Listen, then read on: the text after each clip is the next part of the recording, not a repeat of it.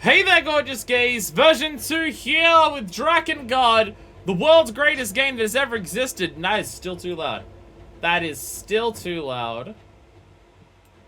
Gonna turn it down even more. This is the first time I've streamed Drakengard since I've gotten my hearing restored, so there's that. Anyway, hello everyone! We're back with Drakengard.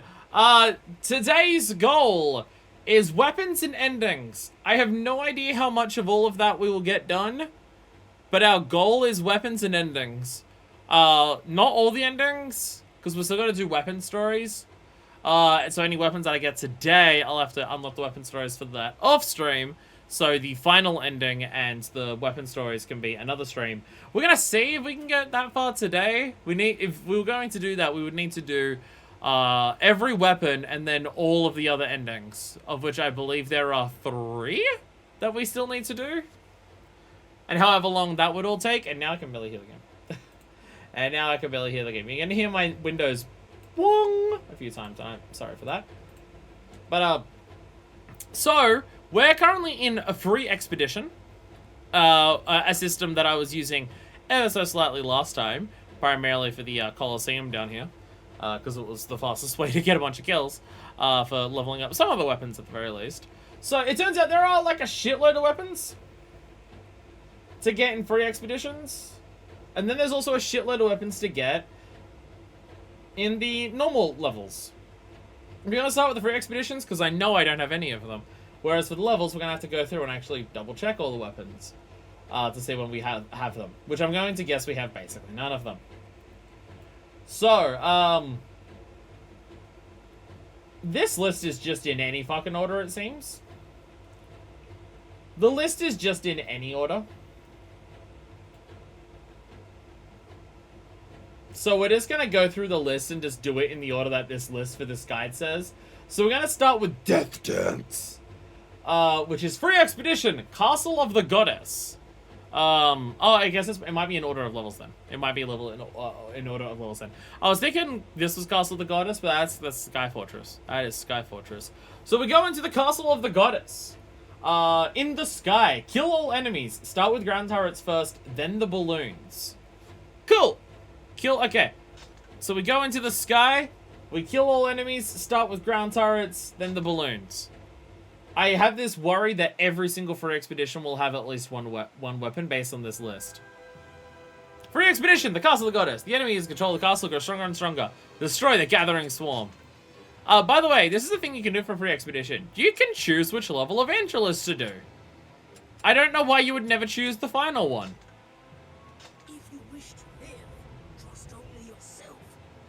You can just... Pro tip, don't do a death dance on the first day. What if she's into that? What if that's what she's into? What if she's, like, super down bad for the death dance? Anyway, we're starting with the ground turrets and then the balloons. I don't know if we need to do that for the weapon to unlock, or if that's just a recommendation. But that's how we're going... Oh, no. Okay, because they only exist down here. Alright. By the way, you might notice something. There might be certain things you might notice about the game at the moment, and that might be the amount of health that we have. Don't worry about it. That's a normal amount of health. That's a normal amount of health. Don't worry about it. It's very normal. The game is functioning as intended, so everything's fine. Don't worry about it. Oh, okay. There's apparently still a turret. Get out of here. There we go. There we go. Is there any other ground turrets? I don't see any. To the balloons! Let's lock onto all those balloons. Well, I didn't get to lock onto all of them, but we can just kill that one. There we go! Yay! Alright, oh, more turrets to lock onto. Go, go, go! Yeah! Yeah, everything dies! So just lock on like 10 times onto them, it's fine. It's fine. Is it better for... Okay, I was about to say, is it better for us to just spam normal shots? Because they'll, like, one-shot these things? Maybe sometimes. Ah! We're being shot at by more ground turrets. Wait, no. Never mind. I thought I saw ground turrets. Turns out I can't see shit. I don't worry about it. So I think, yeah, so free expeditions, like, still have, like, a list of, hey, do these things. But they are different missions compared to, like, any of the story ones. From my understanding, that's what it is. And that they basically exist to be ways to level up, play the game without hearing the characters, well, specifically Vertile. Without hearing Vertile, just never shut the fuck up. It's basically a way of being able to play the game where you don't have to listen to Vertile all the time. Which obviously makes it the best way to play them. But, yeah.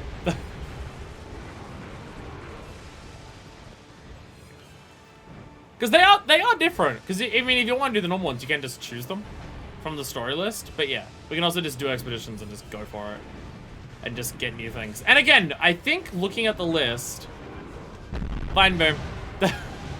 There we go. Mission complete. Easy enough. We did it. I did one magic attack. So, everything's normal. It's a very normal amount of levels and experience for Kaim to have. Don't worry about it. Very normal. Very normal. The dragon doesn't have that much. But that's fine. But that's fine. So, do we just get the weapon? Okay. So for that we just get the weapon. We've obtained the Death Stance, and it comes with Queen Hell's Comfort. We now have a little sword. It looks like a feather stuck on a sphere. So we now have that. You may also notice my other weapons are level 4 of all these different ones. That we have like a lot of level 4 weapons. So I did some mining off camera. So I did a little mining off camera. And now we have a lot of level 4 weapons. Which, by the way, this applies to like every weapon, I think, that isn't Kaim's sword. You can choose which level to do for the weapons. But I think for every weapon that isn't Kaim's sword, they actually, like, every level has a different appearance. They actually change appearance and get, like, edgier and spikier and longer as you level them up. I think, like, every weapon has that. Like, the Moonfire glows red at the final stage. So that's, like, a thing. Like, look at the Bone Breaker. It's just, like, a very small axe, but it becomes, like, big, dramatic polearm at the end. And like, the Carry-On Maker. Look how big and spiky this mace is. It's literally just a little club at the start, but it gets bigger and spikier. And then, yeah, the Holy Mace is a big diamond mace, and then it just shrinks a little bit. So that's like a thing that weapons do. That's a thing that weapons do. Which I didn't realize, because we've been just using Kaim Sword the entire time. That seems to be the one weapon that doesn't do that. So there's that.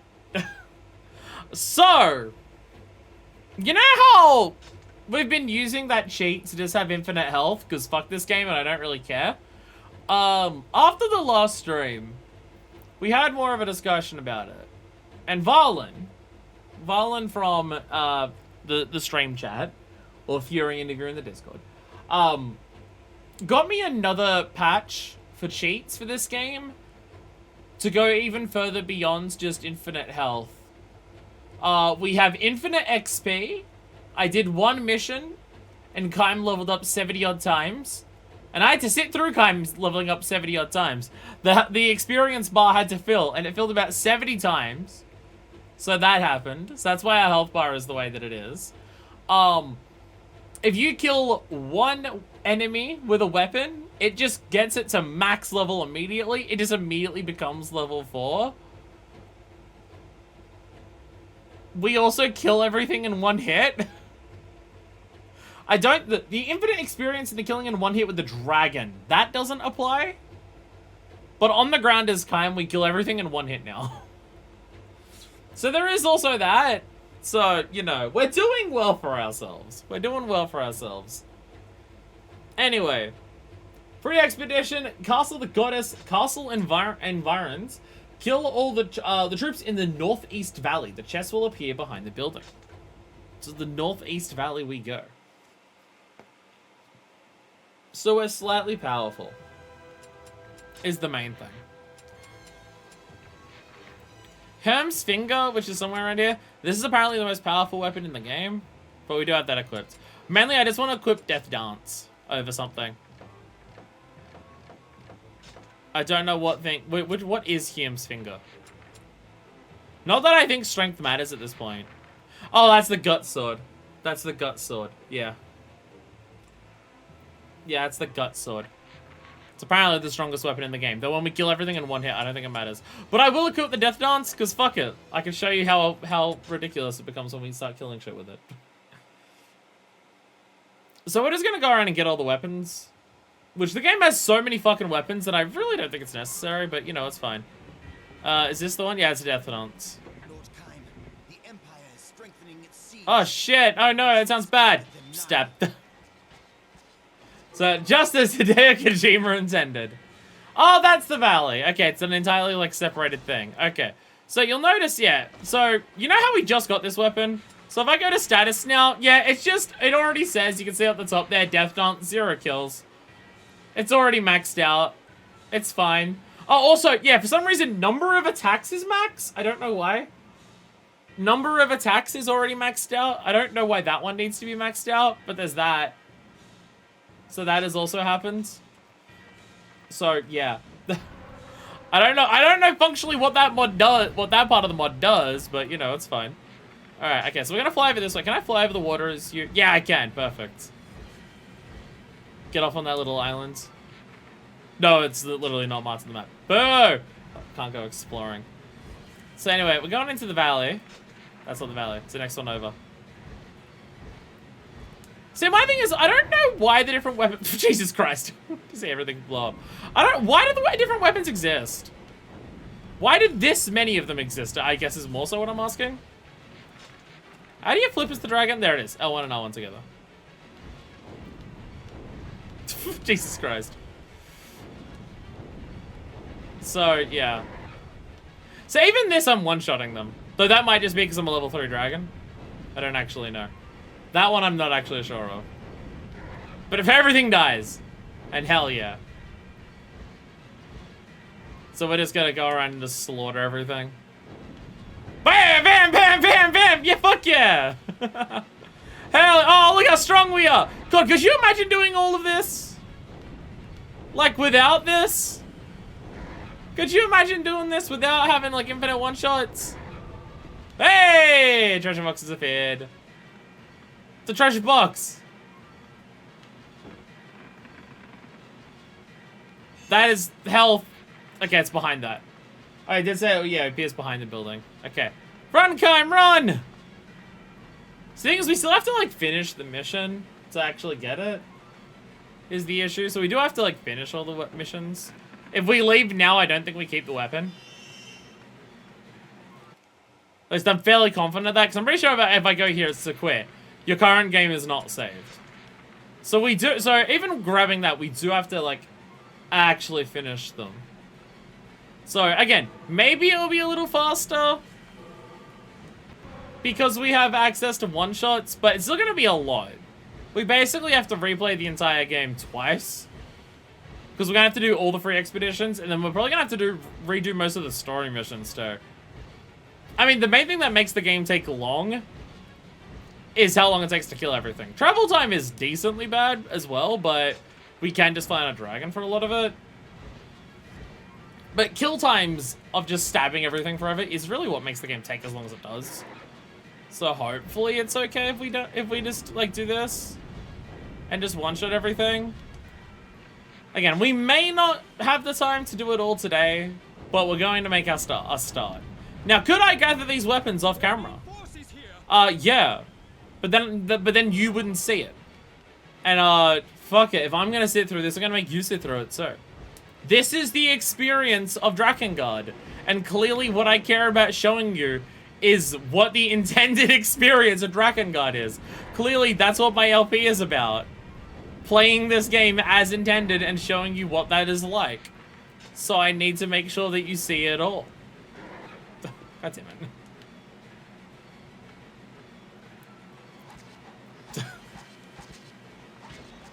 This is actually quick. Damn, when you kill things in one hit, it's actually useful.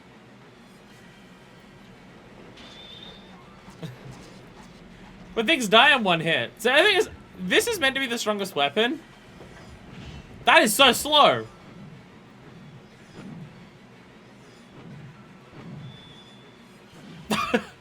That is really slow. I think I imagine that does a fuck ton of damage, but when you have one-shots, does anything matter?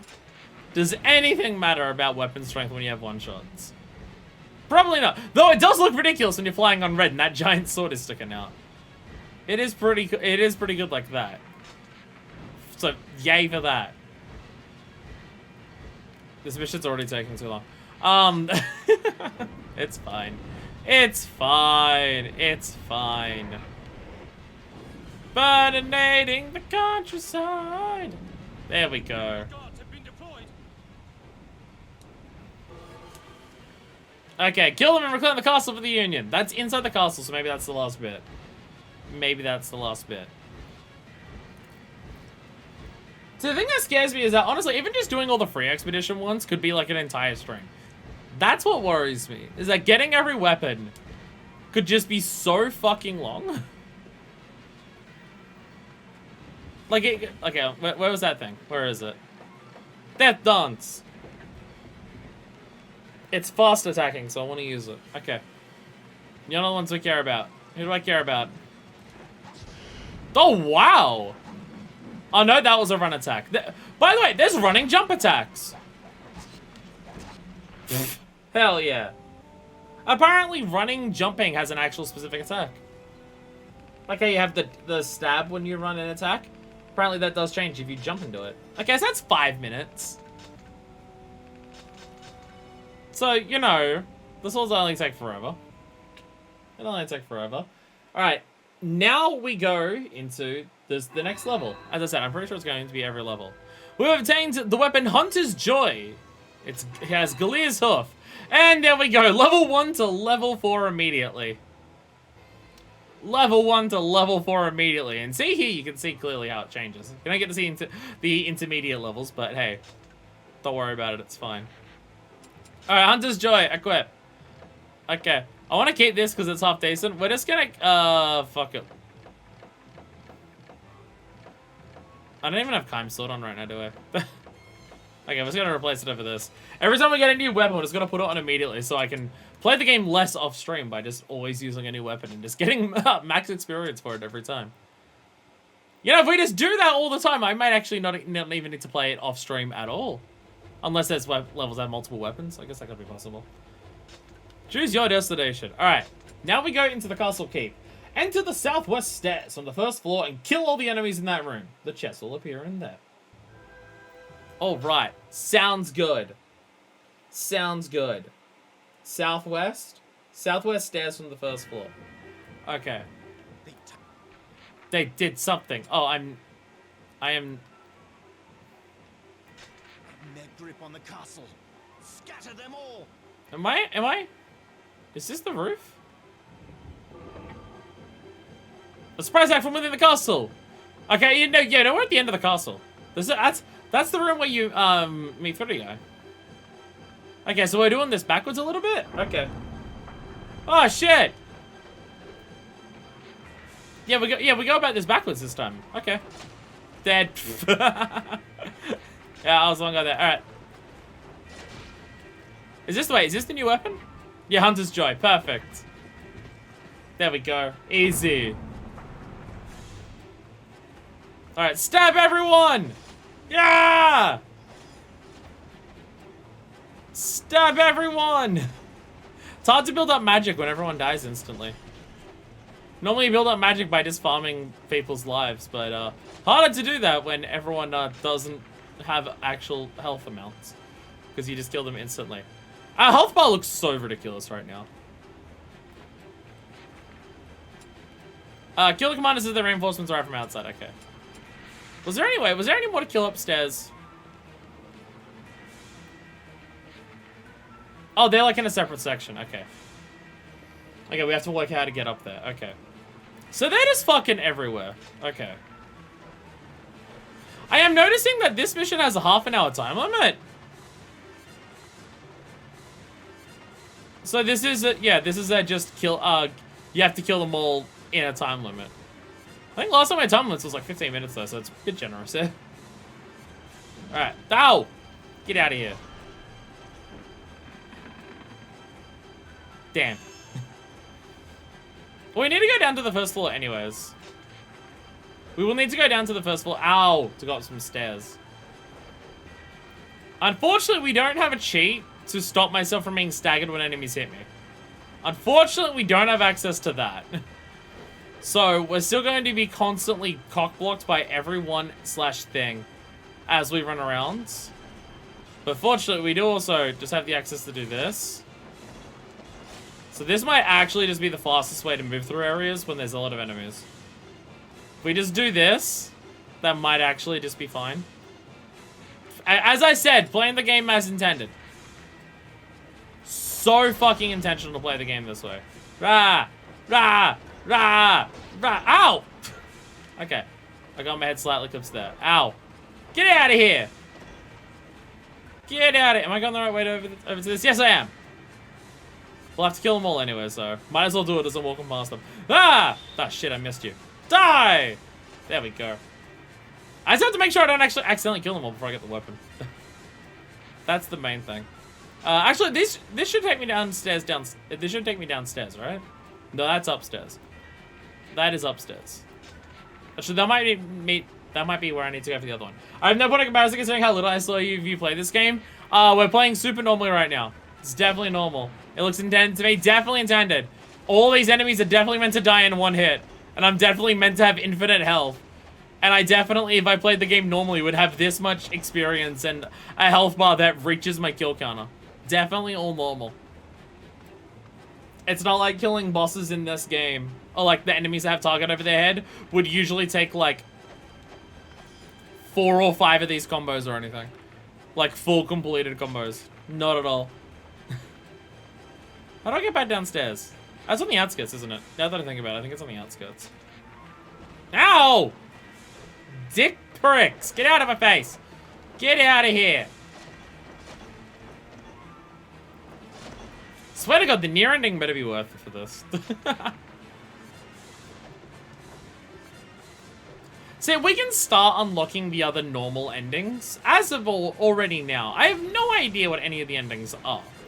But we can unlock the other endings now. We've gotten 1 out of, I think it's 5. So there are 3 more endings. B, C, and D that we can unlock now. Or like start working towards at the very least. All of the weapons is only needed for ending E. Ending E is the one that leads to Nier Automata. Well, sorry, not Nier Automata. Nier Replicant. Okay. Gotta kill these bosses. Actually, no, there's stairs over here. We're in Southwest already. Over here is the Southwest. And yeah, getting all the weapons leads us to the ending that leads to Nier. So that's the important thing. That's like the only reason that I'm playing this game. So it better be worth it. It better be super... What is that magic? Fuck yeah! Fuck yeah! There we go. Treasure box. We got a treasure box. Does it have a weapon? Yeah, there's the weapon! Good, now we can just finish the level. And, okay, Silent Forest is the next one, so we don't have to worry. Perfect. Now we just need to actually kill the things that we need to kill to finish this. And then we're good.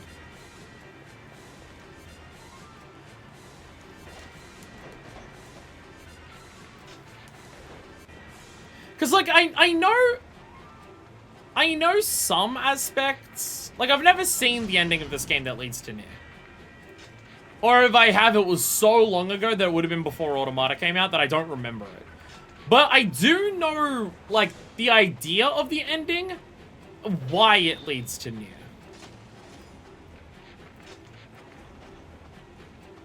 I do know part of that.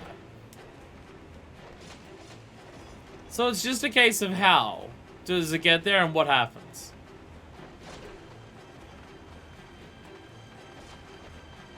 Because the main thing that I know is that, like, the ending of this game that leads to Nier is what causes the problem in Nier to exist. Never seen it, but I'm aware of the general events.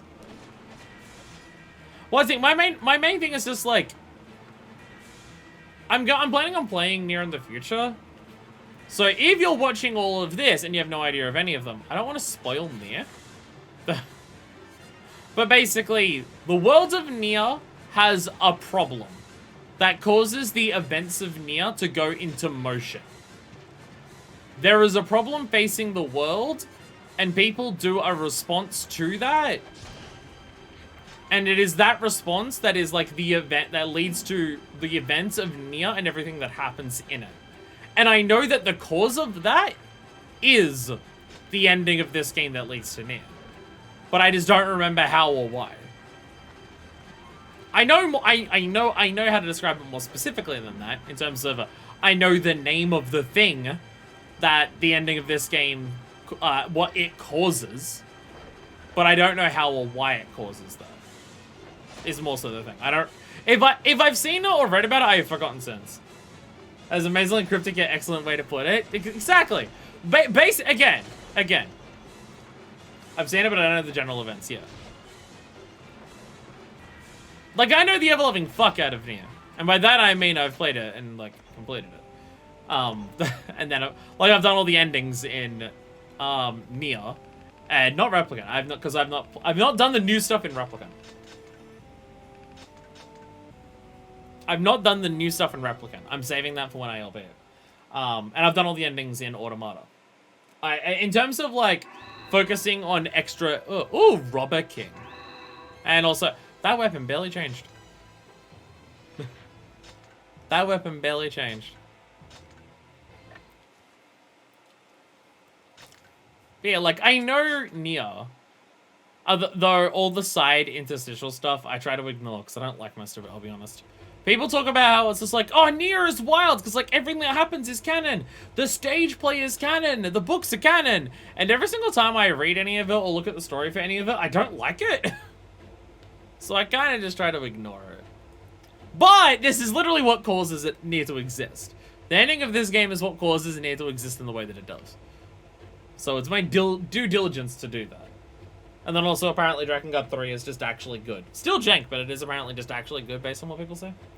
It was made after Nier, so I have more confidence. I played that kind of Nier on mine about half a Replicant got burnt out. It's so much easier to get burnt out in Replicant compared to Automata. I know there are people out there who prefer Replicant over Automata, and I totally get why. Sorry, really hot, need a drink. I totally get why people prefer Replicant over Automata. Because I would prefer the characters. I would prefer the storylines of those characters in Replicant over Automata. I prefer those things in Replicant. But world... themes, spectacle, gameplay. I prefer all that stuff in Automata. Ending. Ending. So there's all that. Anyway, Butcher's Joy. Silent Forest in the Sky. Kill all enemies in 2 minutes and 30 seconds. Oh, this is gonna be public. Pacing and side quests will got to be maybe a conversation for another time. Yeah, no, fair. Fair. Nier is known for not good side quests. Nier is known for not having great side quests. It has good ones, don't get me wrong. It has really good ones. But a lot of them are grindy as hell. Okay, we have to do this quick. What is the music doing here?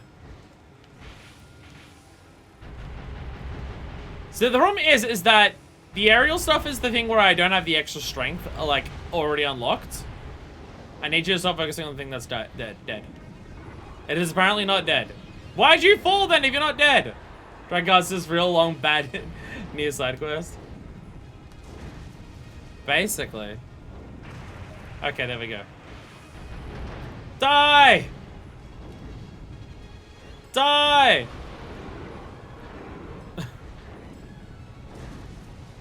What the fuck is happening? Die, please. Die, potato! Oh my god. Go away! Thank you. Jesus Christ. Okay. Dash! We have a time limit on this. This is going to be where the problem is for some of the weapons. If we have to do stuff in the aerial missions in a time limit, that's where shit can start falling apart. Because I don't have a way of cheating that. Maybe I'll have to ask Violent to also add in a cheat that allows us to have infinite, I mean, I think infinite dragon damage is probably not necessary. Just maybe infinite dragon XP so we can get up to maximum level. Because then we would have maximum damage anyways. Because as you level up the dragon, it gets more of that. So maybe infinite dragon XP so I can get to maximum dragon level. Maybe that's necessary. Oh god, there's so much shit here. Okay, you know what? There's stuff like this, I don't even know if maximum damage would actually change anything. Because it's just a mess of bullshit everywhere. That's like really annoying to kill. Oh dear god. Okay.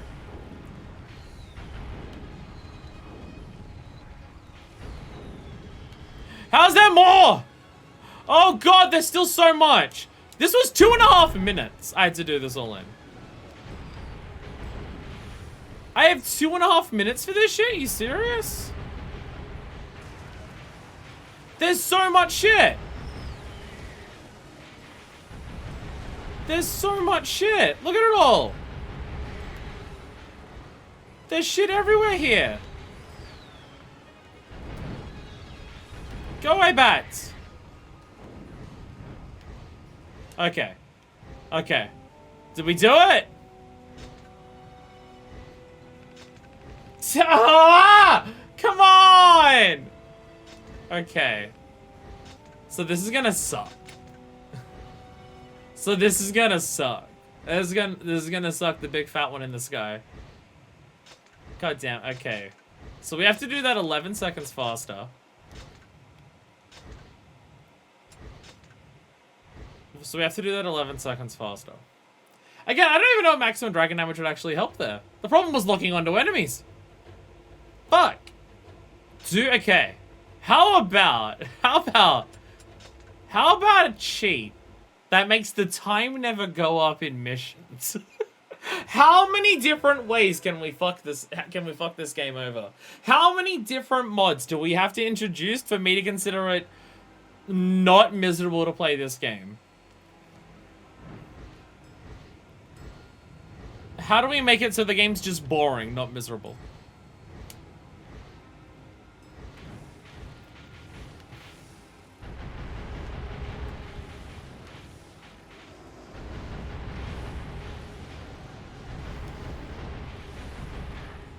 Is it dead? See, it starts falling down, but it's not dead. It's so irritating. Okay, that one's dead. Okay. Okay.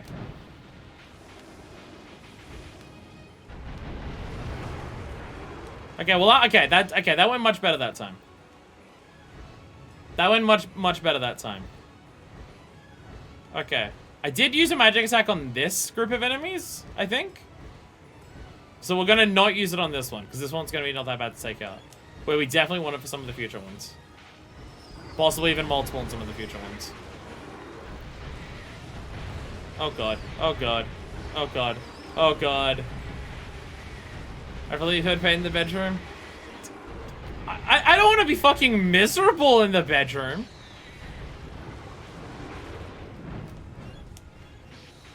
I don't have a sadness kink. Oh my god, fucking die already. You've heard pain to boredom? Oh, I very much read that as bedroom. I very much read that as bedroom.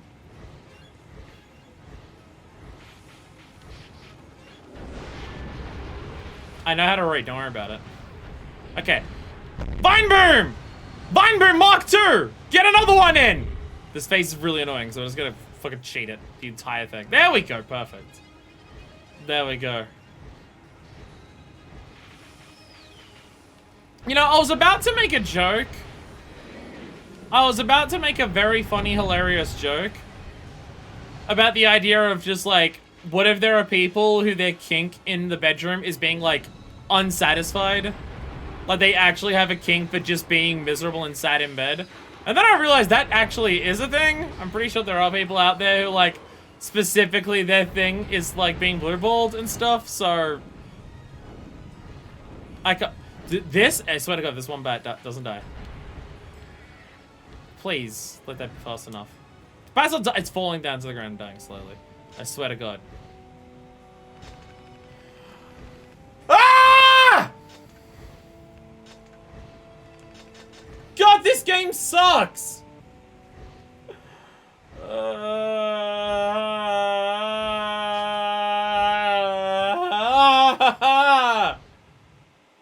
Why?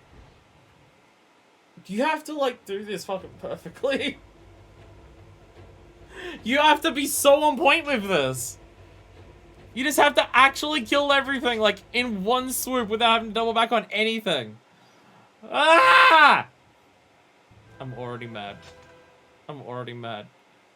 Save me! Someone find a cheat that stops the timer from going up in missions.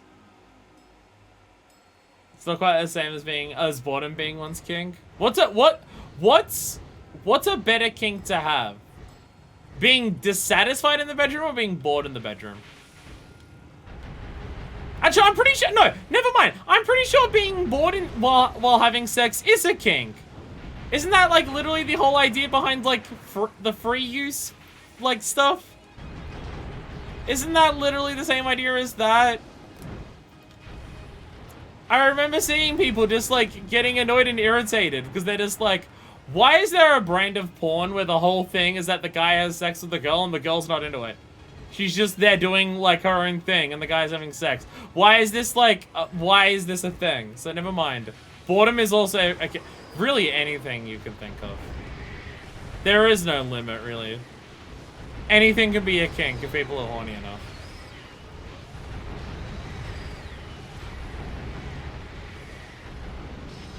That's what playing Drakengard is like.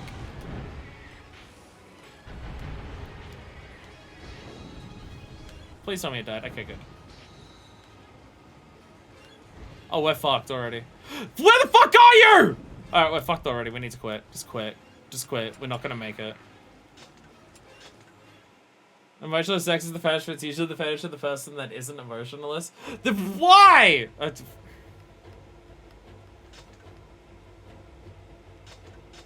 Yeah, that's what playing this game feels like. I'm the emotionalist one here.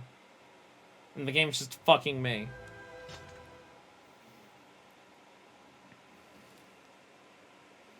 Okay. Okay. This sucks and I already hate it.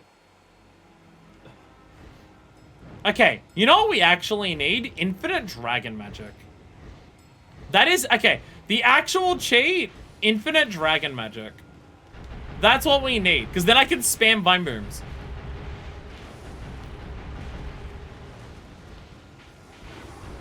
I think spamming vine booms is probably the most effective cheat to have. Because then I don't have to worry about aiming at anything. Everything will just die. Oh my god, this sucks. Oh, I hate this fucking game! It's so bad! Oh my god! Fuck, I hate this game! Oh, it's such dog shit! Ah! Sorry. Sorry. I'm doing well. I'm doing fine. I'm having so much fun playing Drakengard. I'm having so much fun playing this game. We're on the second level! We're on the second level. And even the amount of cheats that I have, there is already something that is like so fucking infuriating. Oh, this game sucks so fucking bad. Violent Indenture, I have a question for the both of you. What the fuck is wrong with you? Sorry, I'm now at the point where I'm just like, what the fuck is actually wrong with you?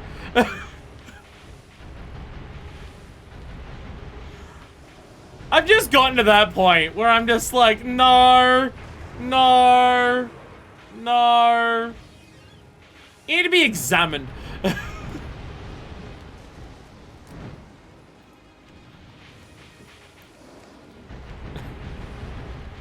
This game sucks so fucking bad, I hate it. God, I hate this game. Just thinking, how has this game immediately got an answer? Hey, Game Locked! Sup? I hate this game. It sucks so bad and I fucking hate it. I hate this game so much. I think, so the thing is, just beating the game, it's just so boring that I can't bring myself to care about it. I'm really worried that the process of 100%ing it is gonna drive me to just despise everything it is and stands for. That's what I'm worried about.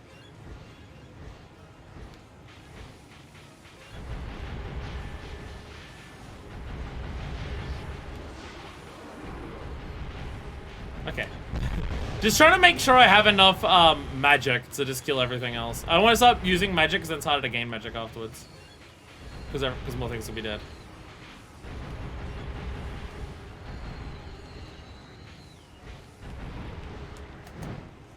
No, turn backwards.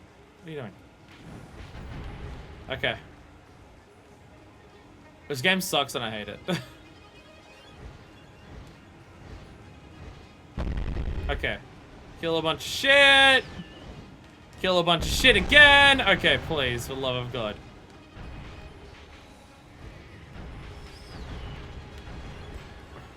Please. Please. Please.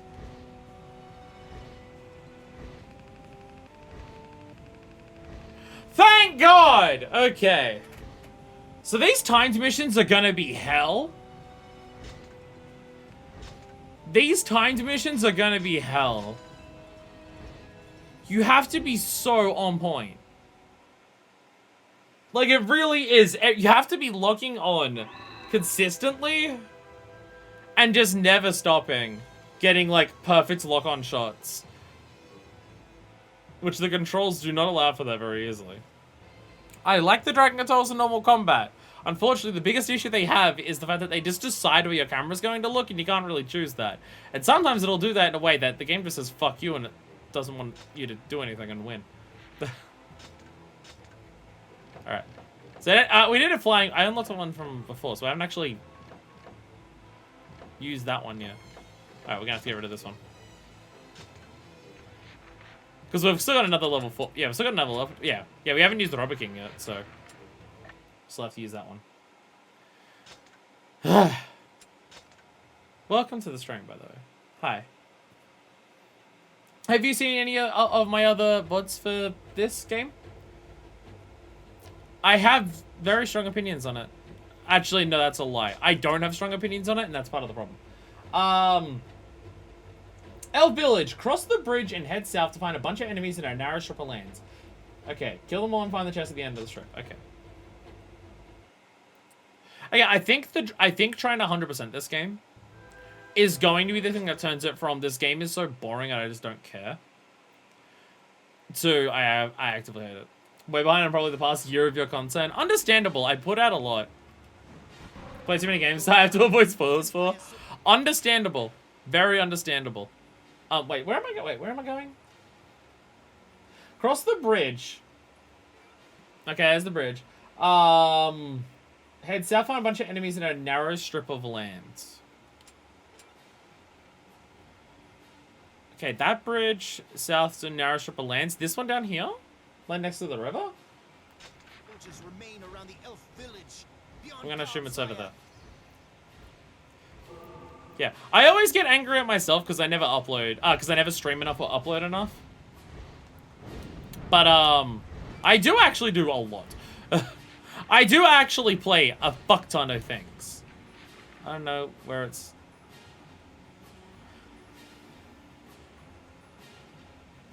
Cross the bridge, head south to find a bunch of enemies in a narrow strip of land.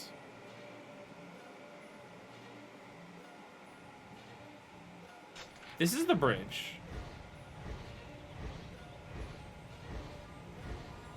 I cannot fly in this forest. You must go on foot. Yeah. That was like a thing, isn't it? By the way, I have a mate cleaver. Sup?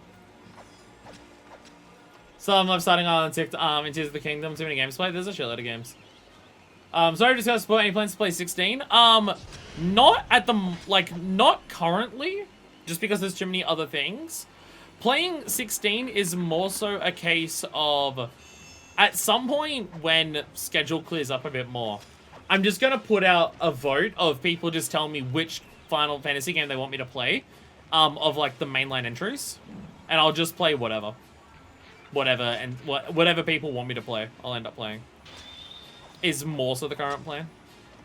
Okay.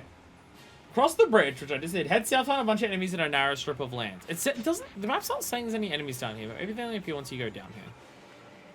Maybe that's, like, the trick. Let's wait for the 16 event in 14. No, because then I'd have already started playing 11. I was playing 16. I keep thinking it was right up your alley. Oh no, I mean it's DMC combat. Well, I don't know if it's literally DMC combat, but it's Devil May Cry combat director. So there is that. See, the weird thing is that I hear I don't hear any specifics, but anything that I hear about 16 combat is so divisive. I have no idea where I'm going for this. Are we in the Elf Village? Is this the Elf Village?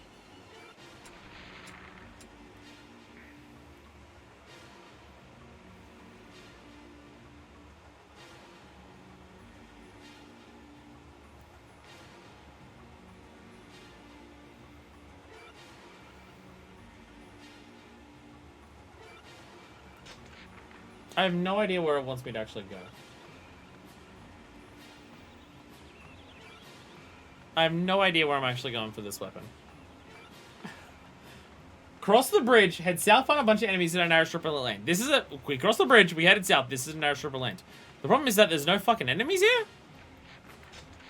So it's a little bit of a worry. Yeah, the way I hear people talk about 16 is either it's some of the best character action-esque combat they've ever experienced in a game, or some of the worst. I never hear opinions that aren't one of those two. It's either people saying, yo, this is amazing, this is exactly what I've wanted an action game to be, and it puts a whole bunch of others to shame. Or it's people saying, God, this is one of the worst I've ever experienced. I mean, one thing that I consistently hear is that the story's mediocre. I don't hear anyone saying that the story absolutely sucks, but I don't hear anyone saying that it's amazing. Consistently, the story is what I hear is mediocre. But yeah. The issue is just playing through currently 2 massive long projects of Final Fantasy to begin with. I've started my journey into Final Fantasy with fucking the FF7 remake saga, which is taking several years to release, and then Final Fantasy XIV Online, a game that I'm catching up on 10 years of expansions for. I know this is north and not crossing the bridge, but it's the only narrow strip of land I can think of. I think so is good, very rich lore if you're into reading that type of stuff. I like lore when I can feel the lore's impacts on the world and story that I'm currently experiencing. I've played all the FF, so that was one of their favorites. Again, it seems like it's one of the more divisive ones, which usually I like divisive games. If everyone likes it, if everyone loves a game, I'm usually meh on it. And if everyone hates a game, then, well, I guess that could go either way. Okay. I have no idea where the fuck I'm going. I have no idea where the fuck I'm going.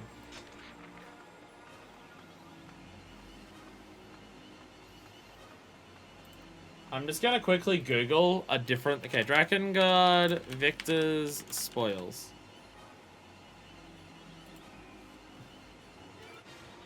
Because I am not finding anything here. Cross the ridge to southern pocket of the map and kill all the enemies in that area. Okay. Okay. Do I just kill everything over here? It's very unclear. It's very unclear. Who and what and where I'm killing is very unclear. But okay.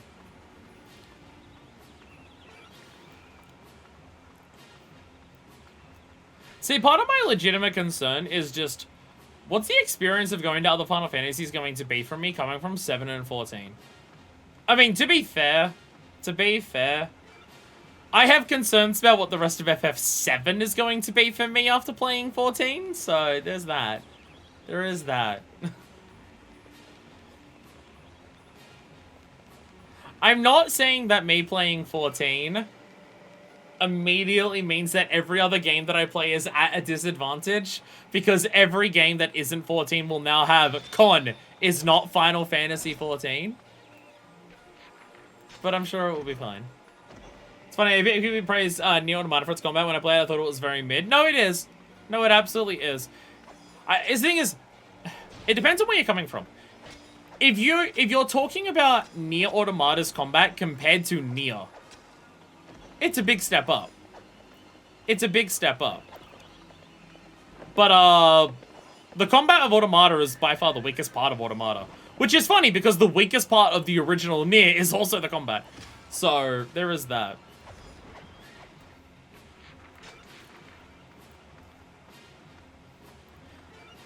My thing is more so for Nier Automata's combat. The combat is, like, fun enough in terms of how you control your character. I like controlling 2B and doing the stuff with the character in Automata.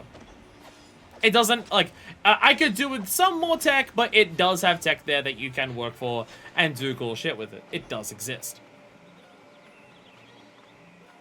It's mainly enemy design. A lot of enemies aren't super reactive to how you hit or are very basic, or just the RPG leveling system means that some enemies will just be immensely grindy unless you've leveled up, and like how good your combat is doesn't really speed up a fight or anything like that.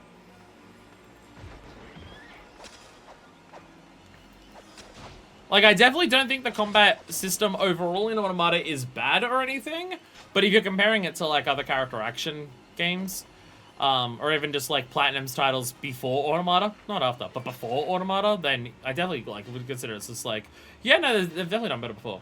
Clearly put all the time in animation, the combo system, but master combo system does make you kill enemies faster. That is overall the biggest problem of it, yes. There is a lot of cool tech that you can do, and the tech is fun to do. You just don't really have a reason to do any of it. Because doing all the cool tech and all the fun stuff to do in Automata's combat, you're not necessarily rewarded with better performance in combat. Yeah, that is its biggest issue. That is unfortunately a big problem. I mean, I'm also like, I just enjoy action games in general, and controlling a character that is fun to control is something that I'm always just going to have an inherent level of fun with, regardless of enemy design and stuff like that. Unless it's enemy design that gets as bad as what this game does. But my favorite combats in games very much have a lot to worry about how the enemy is doing stuff compared to how you do stuff. Okay.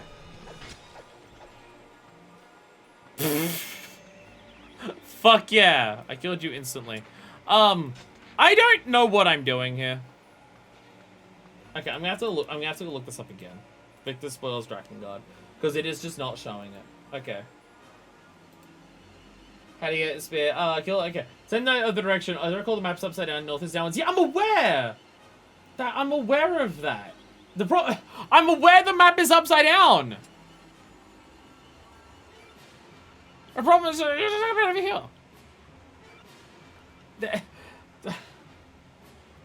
Kill all enemies in the southeastern area of the map. There are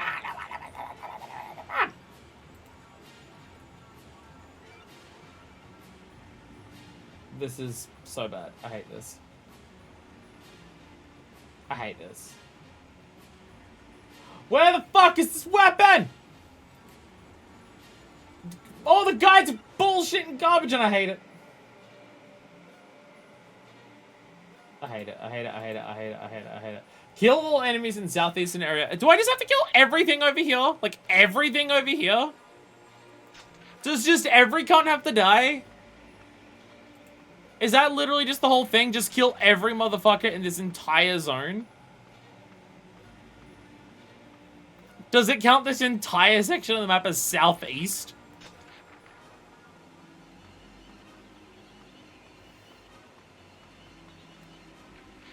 Okay, no.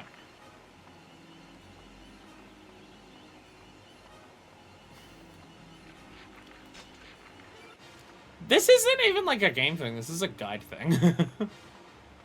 This is the guide just being woefully unclear about what it actually means. Every guide that I'm looking up just says, kill enemies in southeast. Which ones? Literally all of them?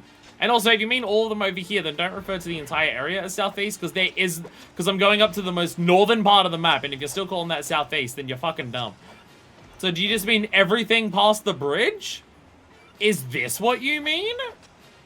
Very unclear video game. Or guide. The game's fine. No, I mean, the game's not fine, but the game isn't the thing telling me this information.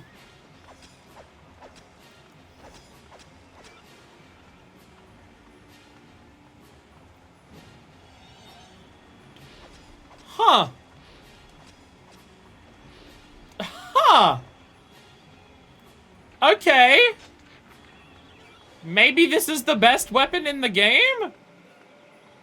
I get magic and I just get a damaging aura around me and I can just run past everything? We really need, like, infinite magic. We need a infinite magic system. So that I can just have, like, vine booms constantly in the air and then just have this on permanently. That's what I need. We need to make the game fun, and the way we make the game fun is by not playing it properly, even slightly. Does this do anything? It's a big circle, okay. This is how we play the game. Because it's the way the game deserves to be played. Because then if I have to run past groups of enemies, I don't even have to worry about them knocking me over, because I'll just kill them as I walk past. Okay, so there's one target. No, sorry, there's 2 targets left. I swear to God, if I have to go on the other side of the map, 1, I'll have to cross the bridge, and 2, that will be on the west side, and I'm going to be so pissed. I'm going to be so mad. I'm going to be so mad if that's what it's actually wanting me to do.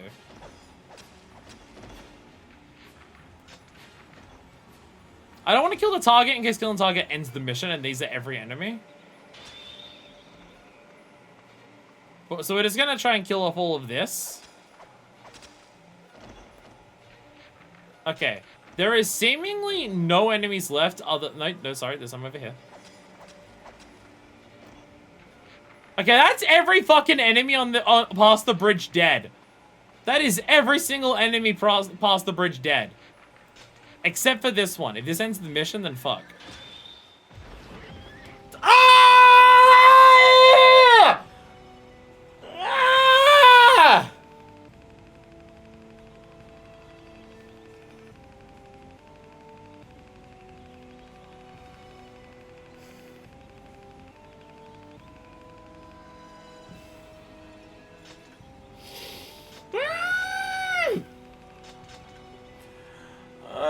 It's gonna take so fucking long to get every weapon! And it doesn't help when guides just lie to you! Ah, God. I mean, our meat cleaver's fucking gold now. I'll take it. The meat cleaver is now fucking gold. Robber King is also gold. Okay, I need a video. I need a fucking video of someone getting this weapon. I need a fucking video. Guys, sorry, T, when he gave you talking into the... We got a butter knife. Butter knife, now put the butter on him. Okay, okay. Okay, where the fuck is this weapon? I'm not saying shit. This is like an entire video this guy is doing to like level up this weapon once. Okay. Okay. This guy has like multiple videos to just leveling up the weapons. Which is like... such a normal video game. Such a normal game. Where the fuck is this weapon? Where the fuck is this fucking weapon?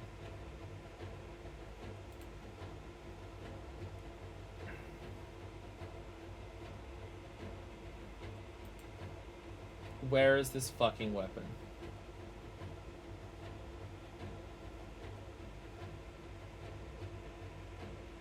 Where is this fucking weapon? I swear to God.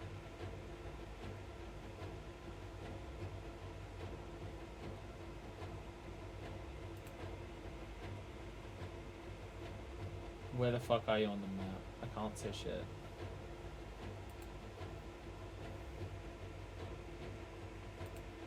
Where are you going? Okay. I might resort to murder.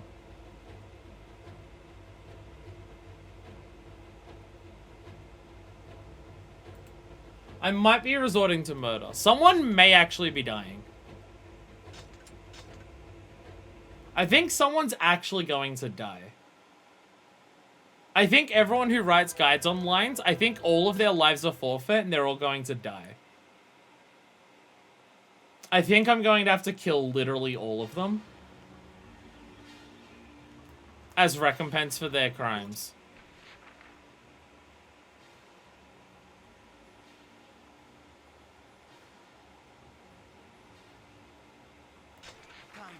Empire soldiers remain around the elf village. Be on guard, sire.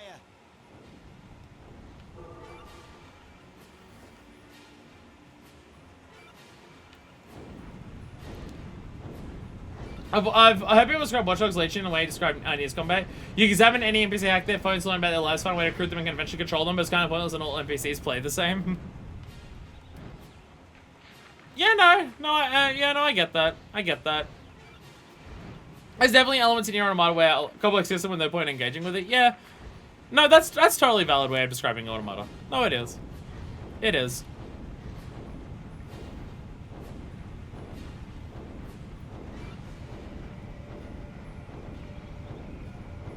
Again, I like Nier Automata a lot. It's one of my favorite games ever.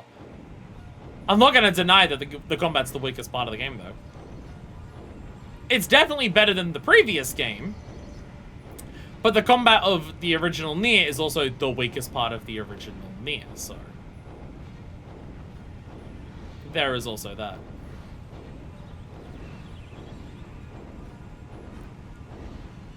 I'll say watching super players struggling to aim me for a full minute is amazing.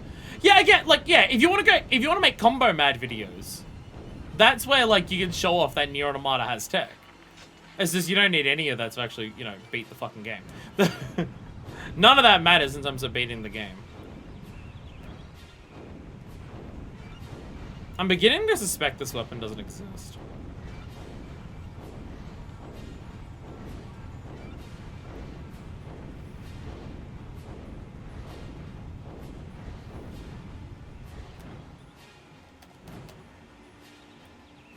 Okay, there's a treasure box here. Wait, there's enemies down here now. What the fuck? Wait, why is there enemies down here now? Wait, they were not here, but what the fuck? Okay, maybe I don't have to kill the writers of the guides. Maybe I have to kill the developers of the game. There are, okay, where I'm heading, there are enemies. They were not here before. These enemies were not here before. What the fuck? Are you... What the fuck? I've run down here! There were no enemies last time! Never mind! The people online do know what they're talking about. They just weren't aware that sometimes the game just doesn't fucking spawn them. Oh god, this game is so garbage! Ah! Sorry, I mean, I'm not in any capacity because you see what I'm going through here? You see what I'm having to deal with here? Oh, God. Oh, I'm so mad at everything. Oh, I'm so mad. Oh, God. Are you fucking serious? They just weren't there last time. They just didn't spawn. Because that's where I thought I had to go. It said cross the bridge, go south to a narrow strip of land. That was like the first place that I went. Unless those enemies only spawn if you kill certain enemies up here first? I don't know. I don't remember. I don't think I checked the map until after I killed everything on that side there. Like, I mean, I would have opened the map many times to know where I was going, but I never, like, visually looked down there. So, what the fuck? Oh, God. Okay. I take it back, Riders Online. I take it back. You do know what you're talking about. The game just doesn't spawn enemies sometimes. And I don't necessarily expect you to know that if when you boot it up for the first time and when you go there, they were there. I take it back, Online Guide Riders. It's the game that's bad, which should have been my assumption in the first place, and I'm sorry. Why does this weapon have a green glow when you swing it? Sorry, I'm just noticing that. This is a golden meat cleaver. Why does it have a... Oh my god, I hate this game so much. I think the 100% processes of this game may turn the game from a 4 out of 10 to a 2 out of 10. Playing this game from the beginning to the first credits is an extreme 4 out of 10. I think 100%ing this game may make it a 2 out of 10. But not even like a good 2 out of 10 where you can laugh at it. A 2 out of 10 purely because it's frustrating to do. Me after doing 2D and plus runs of Ratchet, throwing Groovatrons at everything, and I still don't have to throw a Groovatron at everything achievement.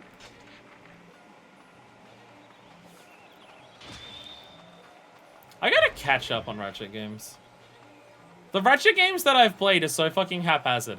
I've played the original trilogy, Gladiator/Deadlocked, whatever it's called based on where you live. And then I've played, like, All for One, Q-Force, and Into the Nexus. These are the Ratchet and Clank games that I've played. Oh, and I tried to play Size Matters, but I couldn't beat it. I basically softlocked myself towards the end of Size Matters, because the game ended up saving at a point where I had 0 ammo, and I kept just dying because I had to kill everything with a wrench, and I was, like, bad, and I was a kid, and I couldn't do it, and I couldn't find anywhere to get money or find a shop to buy any ammo from.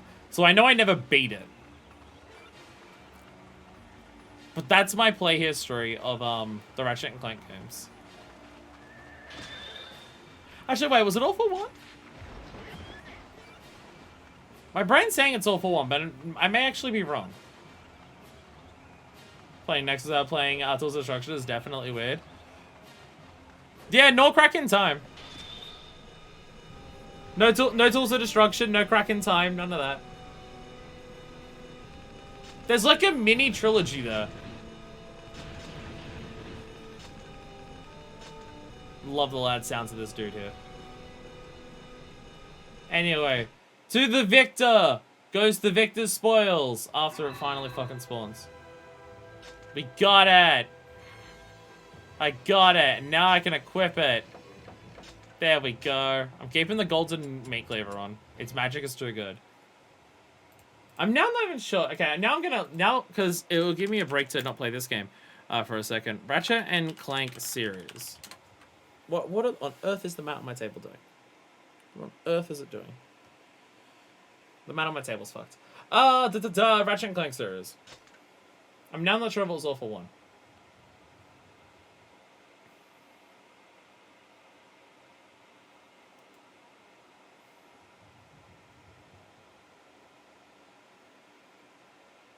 Like, now I'm really not sure. Now that I'm looking it up, I'm now actually really not sure which one it is. Which ones I've actually played. Oh, Full Frontal Assault. Maybe it was that. I think full, oh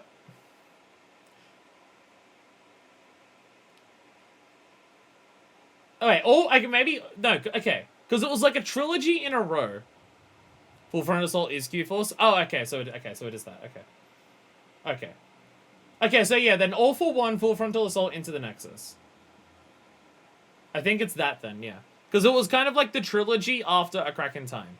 Which, looking at it, yes, is All for One, Full Frontal Assault / Q-Force, and Into the Nexus. Yeah. I've played those, and I've played the original trilogy and Gladiator. I have not played Tools for Destruction, Quest for Booty, and Crack in Time.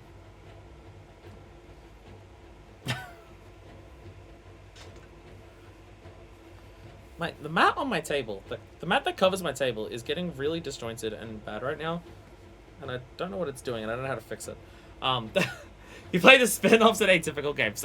That's how I do things, baby. No, see, the thing is, I played the original series.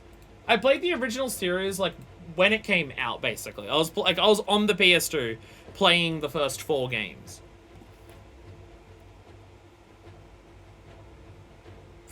So I played, like, the first 4 as they came out on the PS2. But then I never got a PS3 until way later. Sorry, Valley of the Fairies. We're now heading to.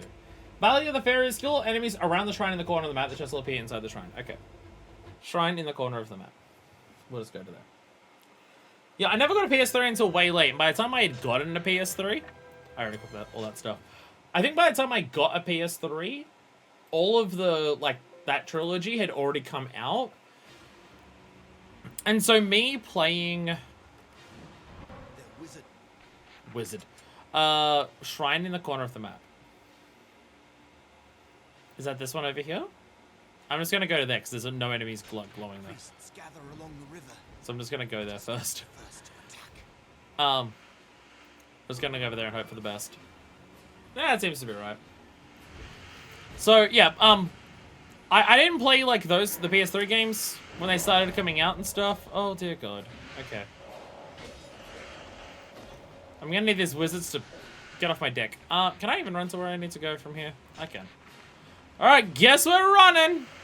And also we're going back to this, because I already got a kill for that, but just, there we go. The wizards are a cancer! And I am the barber's blade! Butcher's blade, I guess. I'm realizing I was gonna go for that reference because, Butcher. But it's but he says barber's blade, and I don't have a barber's razor blade, so never mind. So it's actually kind of established a new setting in lore with Quest of Booty, a Kraken time Nexus Rift Apart developed. Yeah, that's why it's confusing that I have not played the others. Yeah, I'm aware that like Tools of Destruction was the start of like a new thing, but yeah. All for One and Q-Force are their own thing, yeah. So the thing is, the reason that I've played all of those games is because I had a friend who was just like, hey, I'm gonna play through like a bunch of Ratchet and Clank games. And it was like, okay. They started playing through Ratchet and Clank way after I did. And then so they started going through all those games. And then once they got to All for One, they were just like, okay, hey, All for One is co-op. Do you want to play it with me? And I'm just like, sure. I haven't caught up to the series. You've gotten way ahead of it compared to I have. But sure, I'll play that with you. And then Q-Force was also co-op, and then we played Q-Force in co-op. And then they just had me play Into the Nexus afterwards. That's just how it worked. That's just how it worked. The thing is, I don't remember a thing about them. I don't remember a single detail of any of those ones. I remember the first four, but I think having no context for what was actually happening in the others means that I have no memory or recollection of anything that happened in any of them. See, I've got no idea. Like, I don't even remember the plots of the three that I played. So I should play Rift Apart. Because that female Ratchet character's hot. Wait, I can do this. Yeah! Yeah! Fuck yeah! Oh, hell yeah, make the game play itself. Oh, this is perfect. Look at us go! Oh my god. Oh my god, this is the best weapon in the game. This is the best weapon in the... Holy shit! Oh! Oh, that is beautiful. That is absolutely sexy. If we don't get all the weapons today, which we're definitely not going to, I'm gonna ask Valen to also give us an infinite magic cheat. So I can just do that forever. That's the thing. Every subsequent time we play this game, we need to add in more cheats. Every subsequent time we boot this up, it's like, okay, based on how I was playing it last time, the game is still unplayable. We need to modify it even further. See, here I was saying at the beginning, maybe I'll get all the free expedition ones today. And even that, I'm thinking, was a bit optimistic. Da-da-da. I definitely recommend playing Tools of Destruction, a Kraken time in Nexus again before Rift Apart. But the girl's hot. But she's hot. Yeah, I got the weapon. Now we can actually just finish the level. We've already been here an hour and a half. Oh dear God. This is like chapter 2 or 3. Is this chapter 2 or 3? Oh, I can't kill them with the dragon. Because all the enemies around them repel. So I'm just using the dragon to cross the river this time? Okay, there we go. Yeah, if I shoot them with that, all the enemies repel magic, so they're gonna repel the dragon shots. Not the wizards! Hey, if these enemies repel magic, do they repel me like this? Yes, they do. Okay. Perfect. They still die? But then they're just fucking... Okay. Okay. Cool. We found a way to make the game unplayable. Rift Apart is continuation of Ratchet's arc in those games and a love letter to the universe they created. Okay. I didn't realize Rift Apart was such a strong sequel to them. I thought Rift Apart was going to be like the start of a new saga for it. Because like there was the original trilogy. And then there was kind of the new trilogy that's with Tools of Destruction. And then just a bunch of weird things happened. I thought Rift Apart was like a comeback to like start with a new saga. Of just be like, here's a new thing that we're going for. I didn't realize it was like a sequel to what had come prior. I did not realize this. When's Jack and Daxter coming back? That's the real question. I was way more of a Jack and Daxter kid growing up than a Ratchet and Clank kid. When are they coming back? Lost Frontier or whatever it's called is like a... Like, I want a better note to end that franchise on than that. Now that I think it was literally Domino. I think it was literally you who was telling me that the PS4 ports of those games suck. Damn. If only I had a way to play PS2 games that was like good frame rate and good resolution. Unfortunately, I don't have a way to play PS2 games at a good quality and resolution and frame rate and load times and everything. I don't have a way of doing that, so oh well.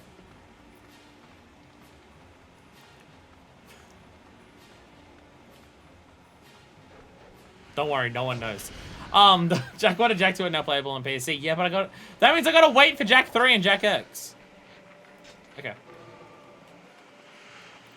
Let me mount the... I was about to say, let me mount the dragon. I just need to cross the river. I just need to cross the river. Let me mount the dragon, please. It's amazing how even with one-shot kills and everything, actually completing missions in this is still fucking miserable. It's very impressive that just beating a mission with infinite health and one-shot kills is still really fucking irritating. It's almost impressive. It is almost impressive.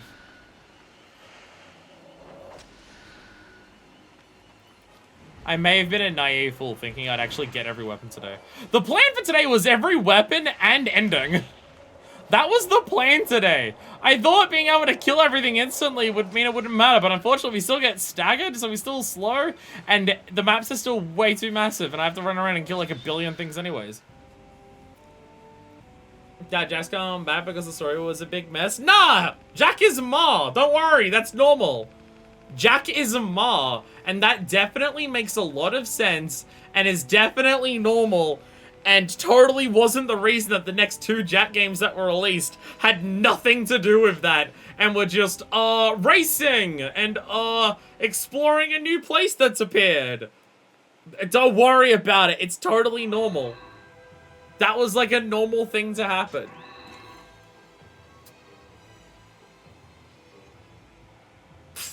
The pointy stick got pointier. Pointy stick is even pointier now. There we go.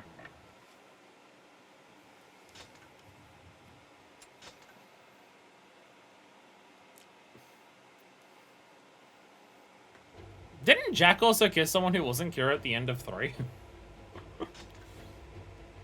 Who's Jack's girlfriend? The series doesn't know. The series doesn't know.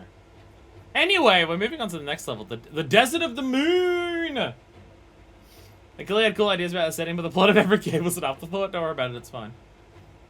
I'm gonna kill Praxis! Don't worry about it, it's fine.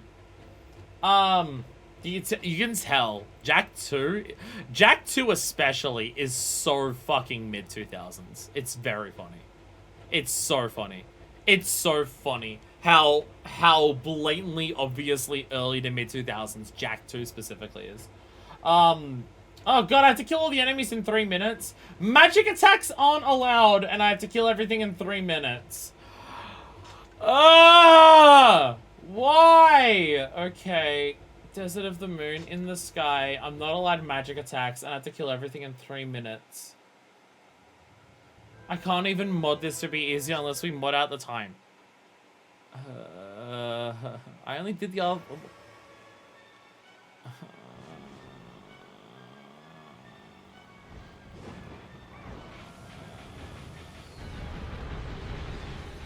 Why are magic attacks banned? Is it just if I do a magic attack I don't get the weapon, or is there a story thing for it? Because I don't remember this.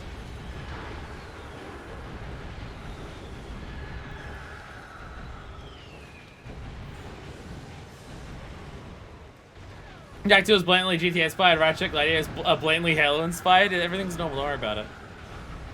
Don't worry about it.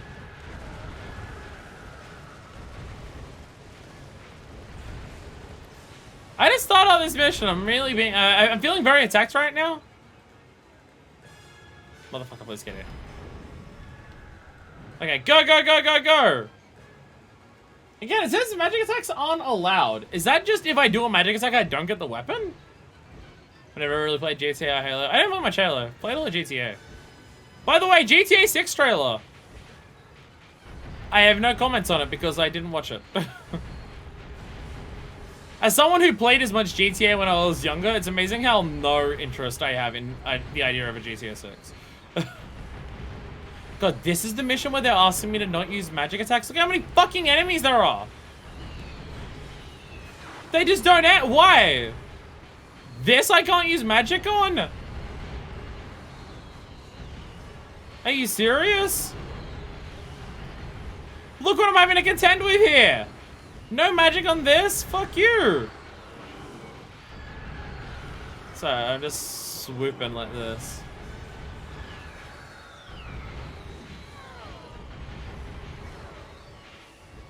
Okay. Get out of here.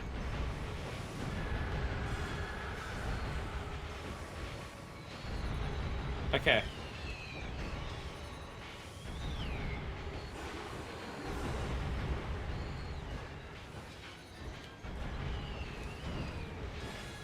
Please die.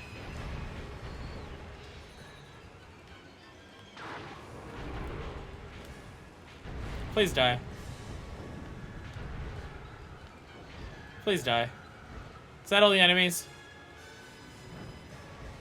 Okay. That felt like under 3 minutes. Right. Right, please. Yay! We did it! Okay, that one actually wasn't so bad. That one wasn't so bad. There was no giant airships, which made it a lot more manageable. Because I didn't have to worry about targeting every individual spot of a massive thing. That one was much easier. Yay! Hey! And now we have the Mermaid's Feast, which comes with Undyne Sigh. So many games recently have ruined Undertale for me. Because they all make me realize that Undine, as a name, is like just a typical mermaid name. They've ruined Undertale for me. Because I think there was like Mermaid Undines and something else that we played recently. May just be 14.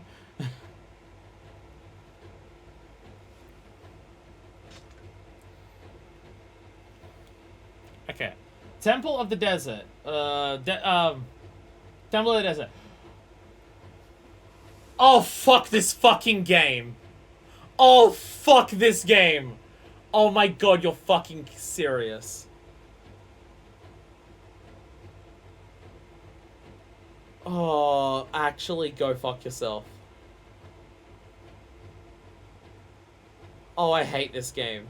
Okay. Okay.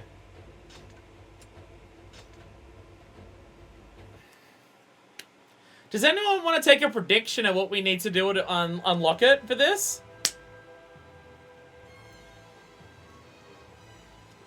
What's the worst restriction they could put on how to unlock a weapon in this level? Not because it's specifically this level, just like, what would be the most infuriating thing to put in? What would be something that would be completely obnoxious and ridiculous?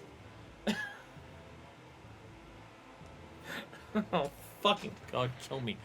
Kill me. This definitively turns the game into a 2 out of 10. This one, like, this one in of itself, the game is now a 2 out of 10. Not taking a hit on a mission that takes a long time. That would be obnoxious. This may be more obnoxious. The weapon will spawn after 20 minutes.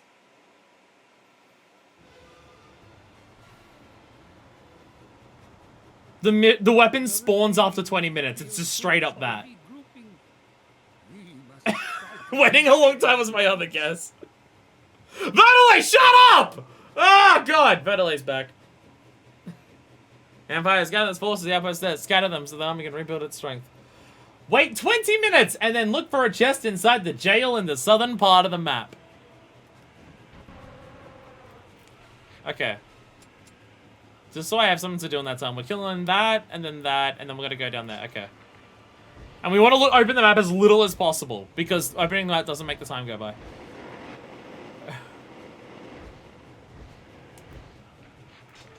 I thought there'd be one like that when we were talking about a code to yeah, have a code to freeze time, and then one asks us,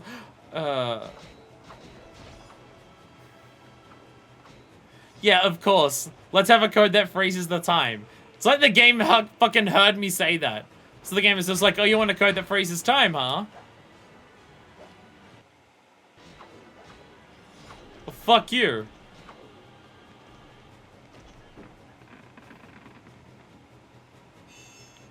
So, now we literally just go into podcast hours. Dragon Strike. I don't think I actually got this one up. Okay, so we genuinely have 20 minutes to kill here. We actually just have to fucking wait 20 minutes? So what do we talk about for 20 minutes?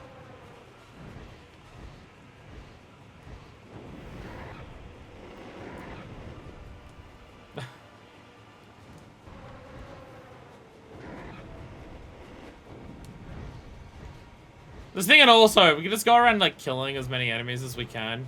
Because that'll get us experience with the dragon. I hate this game so much. I hate this game.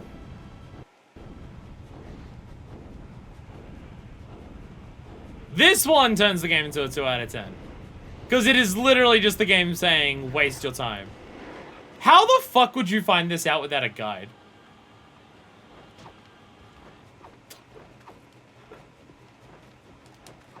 The thwack sound when I hit the enemy. Okay, let me just double check. Did I get all the weapons? Okay, cool. Okay, now I can switch back to Butcher's Joe. Get my golden cleaver out.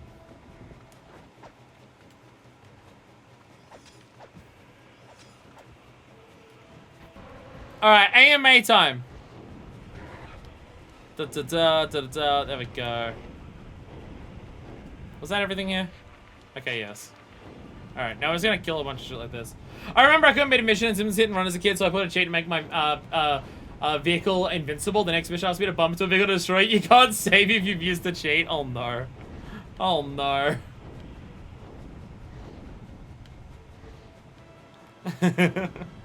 I know I never beat Simpsons Hit and Run because I couldn't beat the very last mission. The final race, I never could beat it. I got, like, really close to 100%ing it, because I tried to, like, get every card and every gag and everything like that. And I think I got close to it, but I never beat the final mission. So that's all I'm doing. Oh, that cheats, it probably would happen normally.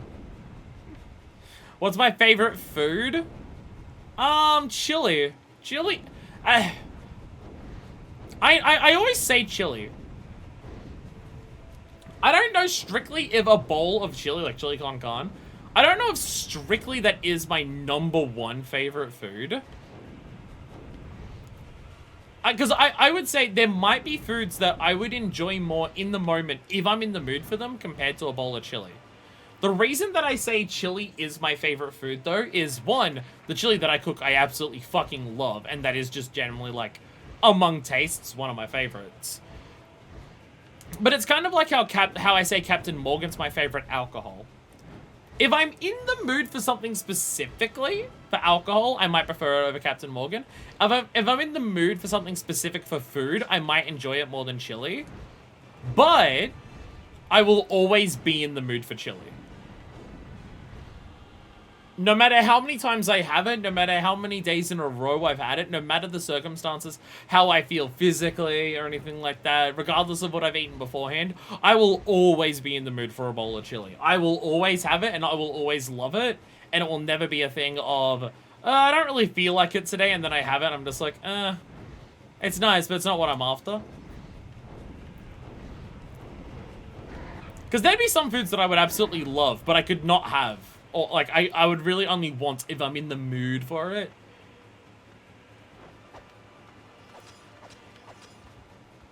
Something like a steak, right? I know I try to eat vegan at home, but again, when I leave the house, I'll just eat whatever. I'll eat what is ever on the options of where we go to. And if there are vegan options that I'm into, then I'll go for them.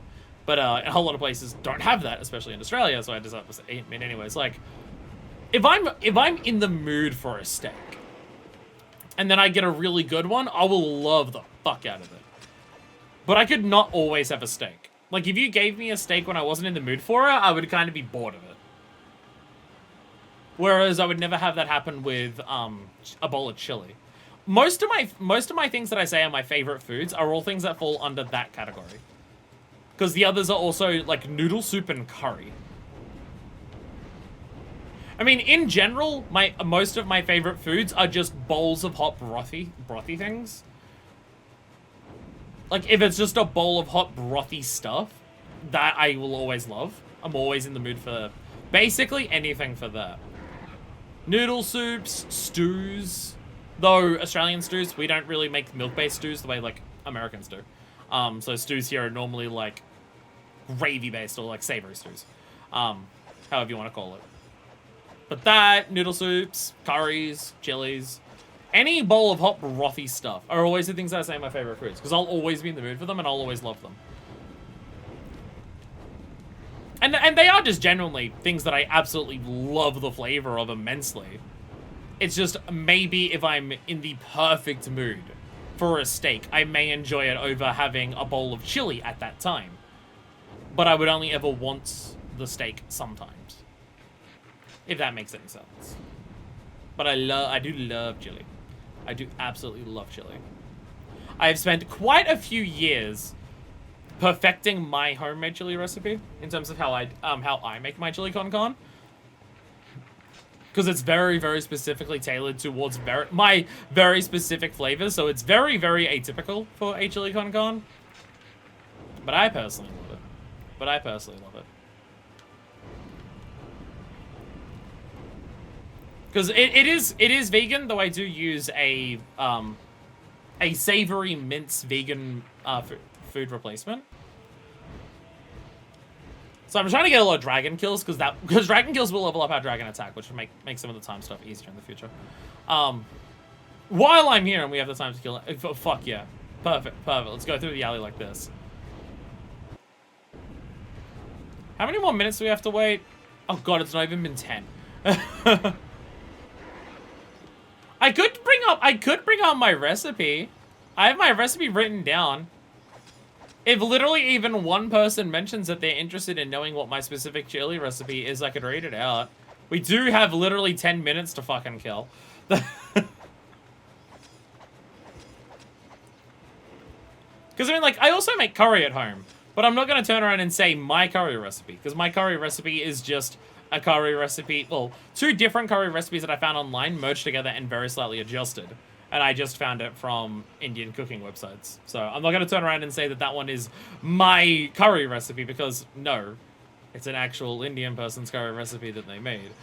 And I just make it myself. So that's not like my recipe. But the chili... The chili is just me trying a bunch of different things that I like over time until I find what I like. There probably would be people who have similar ones to it. Though that being said, you could also make, if you didn't want to have like fake vegan mince in it, because you're either not a fan of it or you can't get it, you could just replace it with portobello mushroom.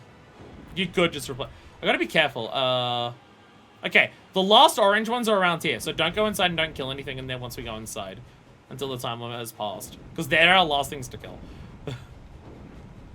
If I could go down and get it, we just wait. That's literally just on my phone. Like, I just gotta pull it up on my phone. I can just pull it up on my phone. But, alright, let's just let every enemy attack me. Where is my chili recipe? There it is! My chili recipe. Chili recipe, which you can barely read. Very threatening enemies. Very threatening enemies here. So... I despise chili, so I gotta sit this one out. Gasp. What about my chili? So I start with there's the thing, because there's always the argument of what onions do you use in chili. So I just say fuck it, and I use one red onion and one brown onion, and I just dice the hell out of them. I've actually got an onion. Well, it's not designed just for onions, but it's really good for onions. It's just like a tub that has a 3-pronged blade thing inside of it. Like it's a stick that has 3 curved blades out of it. And you just whack the handle on the top. It's basically just a giant spinning slap chop, really. You just slap the top of it, and it's just 3 blades that just spin around in a circle like that. Minces the ever-loving fuck out of onions. And it's so good, because I don't like big chunky onions in most things anyway, because I'm bad at, like, properly caramelizing my onions so they get soft. So if I make big chunky onions in my dishes, it'll just be big chunky bits when I eat it, because it won't soften up.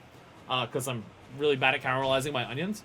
But I had to say, bye friends. No, they're coming back. Never mind. So yeah, I use say fuck it and use 1 red and 1 brown onion. I think brown onions may be the same thing. Oh, I did an intimidating pose and they ran away. Brown onions may be called yellow onions in some places. I don't know. We call them brown onions here because the wrapping that's on the outside of them is brown. And then I have 2 tablespoons of minced garlic, 2 tablespoons of minced ginger, and 2 tablespoons of crushed chili. For the crushed chili, I just buy a tub of crushed chilies. I think it's just like plain old Bird's Eye red chilies. But they're just crushed up into almost a jam-like consistency. And I just use 2 tablespoons of that. I roast up, if I have the time for this, I do this. I will roast 2 Roma tomatoes, specifically Roma tomatoes, because I just prefer them. I'll roast them in the oven after I've like decored them, and then I blend them and I put that into the pot.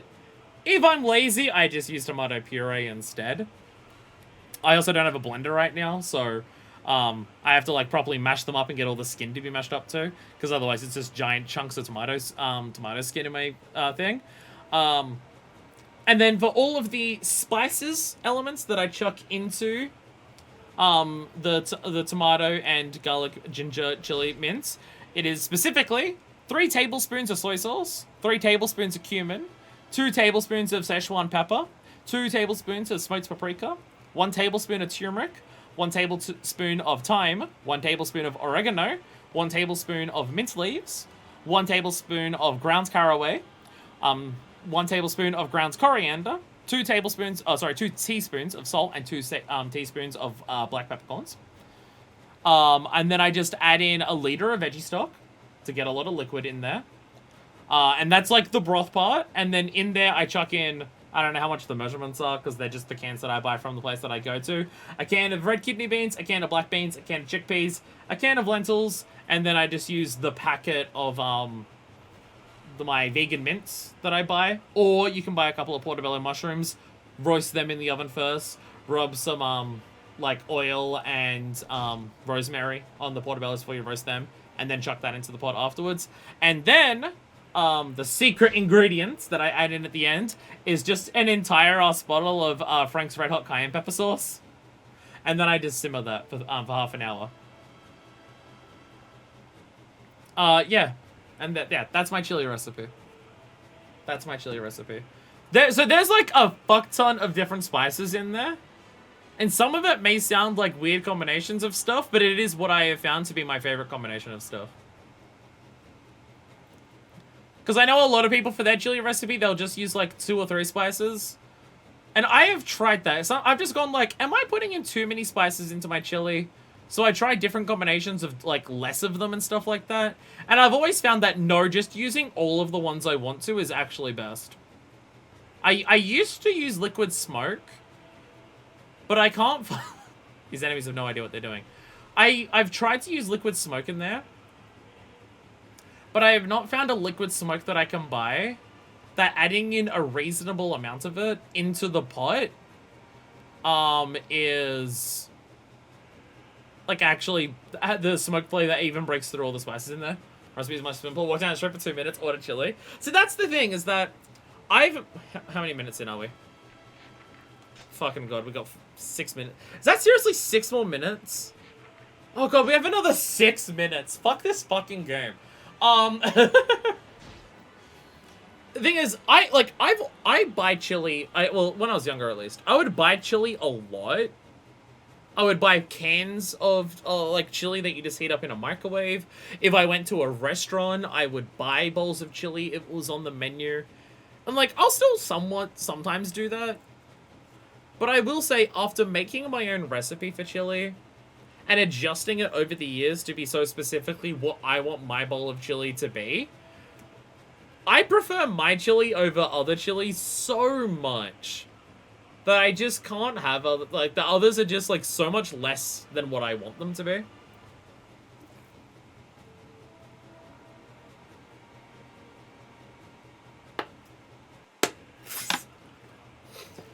So there is that. I know, chili's one of those things so much cheaper and better if you make it yourself. It also helps that chili is one of the cheapest fucking things to make if you're making it in bulk. Even if I have to buy everything, well, maybe not the spices. I use so many different spices at this point that if I had to buy every one of the spices again, it would probably get expensive. But at most, I'd only have to buy 1 or 2 of them every time I made the chili. But I would say, like, in general, if I make my chili, it's like $20 to $25 depending on the week to make it. Because, like, a number of the things I would have to buy each time, but a lot of the stuff, if I buy it once, it will last for several dinners. Like the ginger, the garlic, the chili, that stuff will last for several dinners. All the spices will last for several different, like, times of cooking. So it's mainly, like, the cans, the veggie stock, the veggie mints, the tomatoes, the stuff like that I gotta buy each time. Maybe I'll have to buy, like, 1 of, like, the garlic or chili or ginger. I might have to buy 1 or 2, maybe 3 of the different spices. Moving my fan slightly. And the amount that I make, the bowl that I make, pot that I make, is usually about 8 to 10 dinners. So I cook chili once, it costs me like $20 to $30 roughly, and it will last me for a week and a half.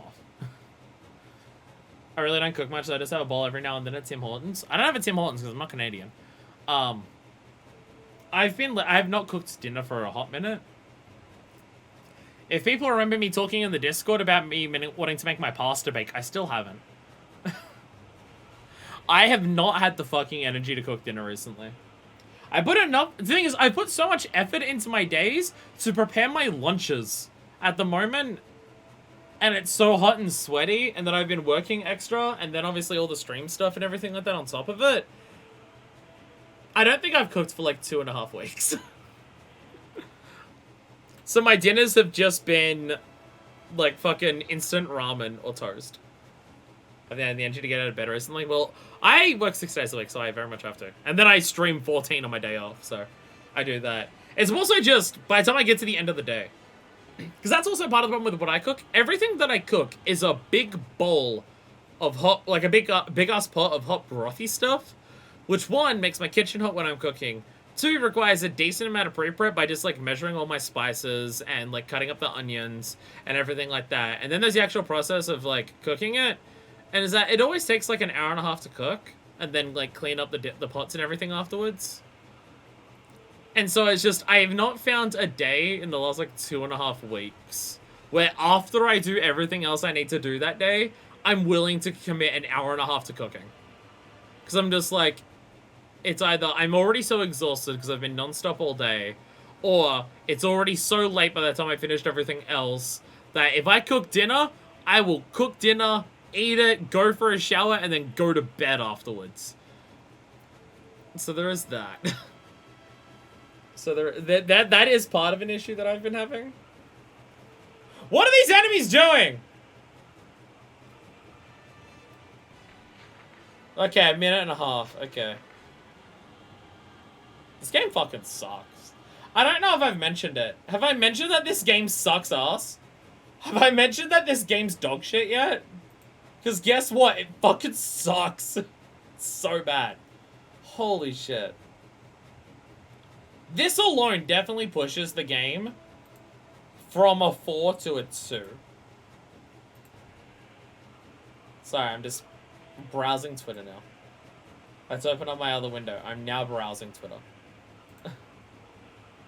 So I say, why do I have two windows open? Why do I have to choose which window to open on this? Oh, right, because I've got my one open for my weapons. Right.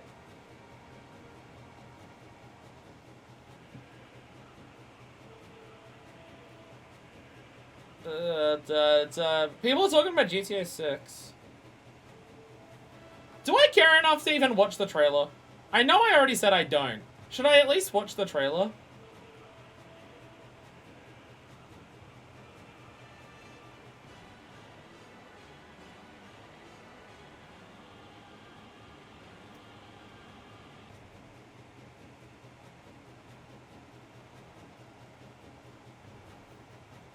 Apparently, James Summerton's co-author has now said that they don't plagiarize because they never do any research. Is definitely an interesting defense. Yay! Yay! Pog! It's finally there! Sorry, I was just literally browsing Twitter for the end of that. Oh my god. Oh my god. I guess I could have walked over here in that time.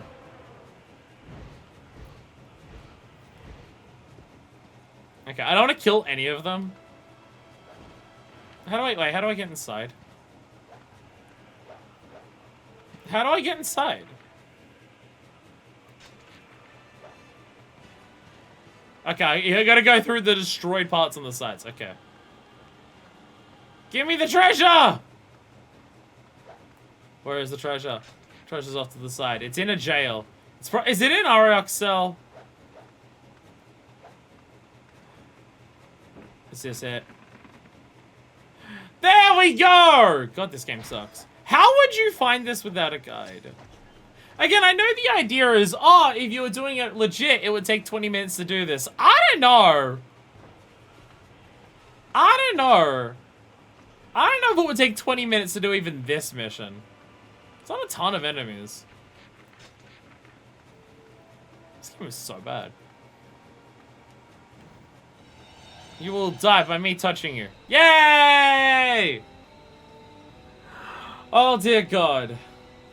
Oh dear God. Okay. We did it!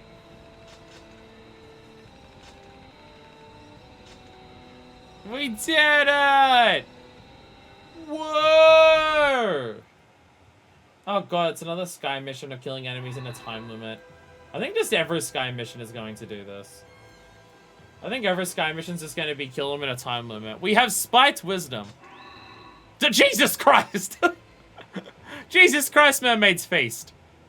That's so much bigger, holy shit. The Dragon Stroke looks weird. Okay.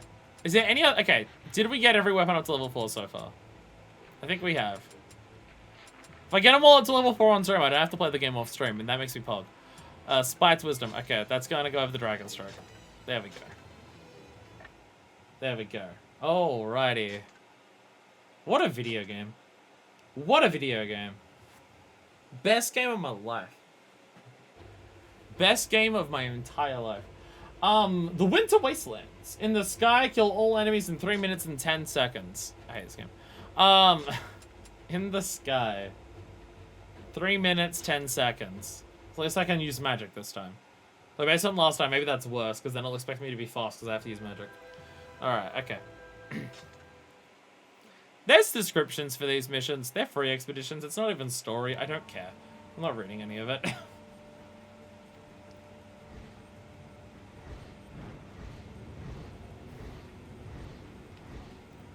Oh, is this a boss? I think it's a boss fight, actually. I think it's a boss fight. Is the boss the only thing I have to kill in 3 minutes and 10 seconds? Or is there going to be things after the boss? There's probably going to be things after the boss, given how fast it's dying. Bam, boom. Never mind, the answer is it's several bosses. Literally several of them. Oh, dear God, okay.